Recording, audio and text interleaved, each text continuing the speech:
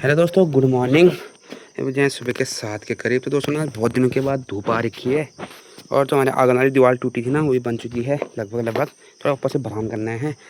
जो आज का मौसम है धूप वाला हो रखा है, देख लो। बहुत दिनों के बाद धूप आई है यार आज। और गाय भैंसे सब हमने बाहर निकाल दी है। और आज इतनी अच्छी लग रही है ना पहाड़ी बाखली धूप से। ये देख लो, धूप भी बहुत ज़रूरी होती है भाई। और ये रहा भाई आज का मौसम।